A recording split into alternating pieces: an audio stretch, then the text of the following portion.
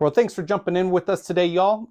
Before we get started, if you can give us a like, comment on what DC books you've been picking up recently, and subscribe if you want to see more of the content.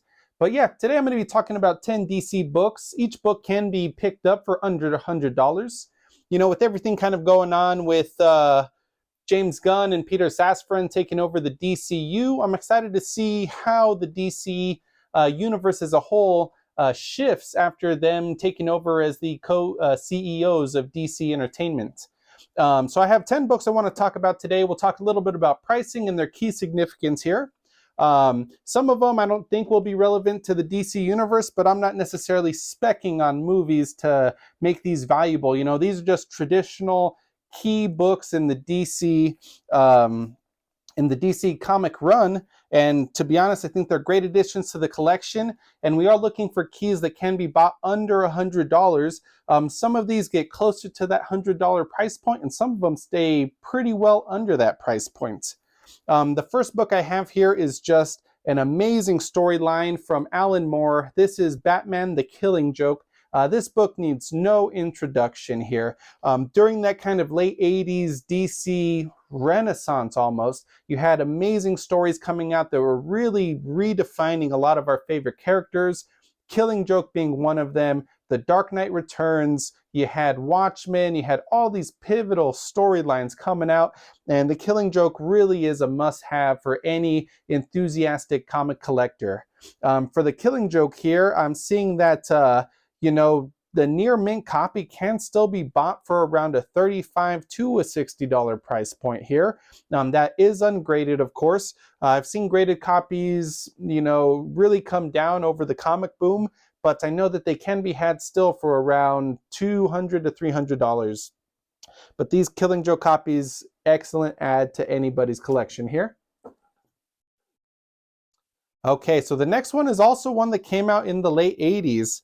This one is going to be Batman 428.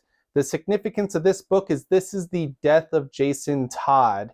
Such a monumental death to Batman and the mythos at the hands of the Joker. With this storyline, they actually sent out a phone. You could vote by phone, and they actually let the American audience vote on whether or not Jason would survive his encounter with Joker, and as we all know, he got voted for Doom. And so this one really shaped Batman's character and added a couple extra layers of complexity, really moving into the next few decades here. And for Batman 428, this can be had for a near mint copy, eBay, anywhere from 20 to 40 bucks. Great pickup here, you guys. You know, the Jim Starlin story, the DeCarlo artwork, you know, this is a great ad. You know, pick this one up. This is a good piece for the collection here. The DC animated universe had a great interpretation of this. I think they did 2 of them now. Great movies checking out. I would love to see this adapted to the big screen though. Okay, so this next book here, we're going to have Batman Vengeance of Bane. This is a huge key. Bane, a very important Batman villain, came out in 1993. These copies have also seen a downturn in the graded version, but if you want to buy a good, nice, very fine to near mint copy of this, you can find the Vengeance of Bane anywhere from $40 to $80 right now. Kind of a big range when I was looking at prices here. This one I bought in a collection. Actually got a really good deal on this considering the price of the collection. But, you know, great villain to add. And if you are looking for, you know, there are 3 prints of this out. You'll find different Roman numerals up here in the trade dress. Be aware of that if you are shopping around.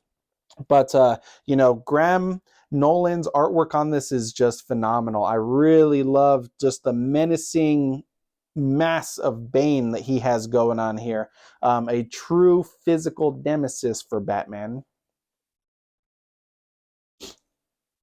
Okay, so the next book, I talked about kind of that DC Renaissance.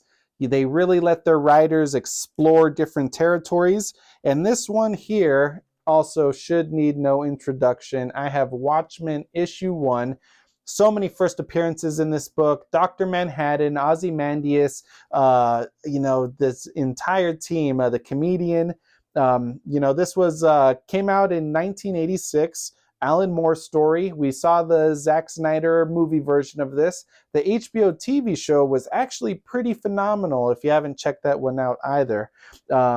So this near mint copy can run anywhere from $60 to $100, but you can actually find the entire Watchmen set, issue 1 through 12, all in high grade for under $100 on eBay right now. I think this is just a must-have in any enthusiastic comic collector, not even a DC collector, but Watchmen is just one of those storylines that really redefined the DC universe and comics as a whole as they moved out of the 80s and into the 90s. Great pickup, worth checking out there. Okay, so the next book I have here is going to be from Superman number 4. This is also late 80s, 1986 here, and this is the first appearance of Bloodshot. He appeared in the James Gunn Suicide Squad movie. I really enjoyed Idris Elba playing that character. I'm hoping he's got a future in the DCU because I think he was just awesome. You know, his interactions with Ratcatcher was great, and this book is fairly affordable. You can get a near mint copy from $10 to $25. I saw a CGC 9.6 sell on eBay for $31 recently. That pretty much, you're even saving money just on the grading fees at that point. I think this is definitely worth looking at for that high grade 9.8 if you are going to get it slabbed up. But I hope Bloodsport, I'm sorry, I just called him Bloodshot. Bloodsport is here to stay. And, I really want to see more of the Suicide Squad hashed out as the DC movies move forward. Okay, our next book here, we are going to have a big first appearance. This one came out in 1986 as well. Wow, I have a lot of late 80s here like me. Green Lantern Corps issue 201, the first appearance of Kilowog and the first appearance of the Green Lantern Corps. We know this TV show was kind of moving forward in the HBO universe. I really hope that they are going to integrate Kilowog into this mythos here. But yeah, he's just like a big side character to Green Lantern. On this Green Lantern, you can find a near mint newsstand copy anywhere from $30 to $50. Good for any Green Lantern enthusiast, DC collector, affordable DC key to pick up. Okay, so the next book I have here is going to be one of the more modern books on my list today. That's going to be Harley Quinn issue 1. This is not the first appearance of Harley Quinn in comics, but this is actually her first Harley Quinn in her own title here. This one can be found online. Near mint copies, near mint pluses, anywhere from $20 to $40. Definitely worth picking up and probably getting graded. I'm a huge Harley Quinn fan. I think she adds a lot to Joker, but stands on her own feet. A ton of potential, and I would love to see more Harley Quinn focus as we move into the DC universe. Of course, the Harley Quinn show on HBO Max is excellent, hilarious, a lot of great actors, voice actors on that show. And, I think she's just only going to continue to expand and grow in popularity more than she already has. Okay, so the next two books are graded, but I did want to talk about these because these are huge books to add, two huge deaths. So I did include both of these kind of as a, one-in-one here. But this is going to be Crisis on Infinite Earths. Go for issue 7 or issue 8. Like I said, my copies are both graded. I sent these in for the George Perez signing before his untimely passing. I ended up getting these signed by Marv Wolfman instead. And so this is the death, of course, of Supergirl on issue 7 and the death of Barry Allen on issue 8. All things comic, we know that our characters have never really gone for good. They did end up bringing back Barry Allen and Supergirl in the future. But just great stories here. The whole Crisis on Infinite Earths set can be bought 1 through 12 under a under $100 on eBay, guys. Keep hunting out there. A near mint copy for issue 7 can be bought anywhere from 15 to 20 bucks. And issue 8 is going to be anywhere from $20 to $30, guys. So definitely worth hunting for these 2 books.